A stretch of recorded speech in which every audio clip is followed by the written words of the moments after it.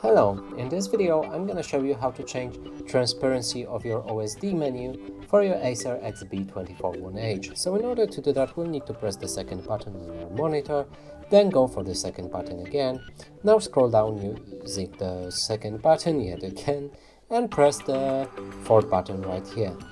Now go for the transparency right here. You can navigate by pressing second or third button on the screen and enable it by pressing on the fourth button. Now select the transparency by pressing the second or third button like this. And that's it for this video. Hope you like it. Please consider subscribing to our channel, leave a like and a comment below.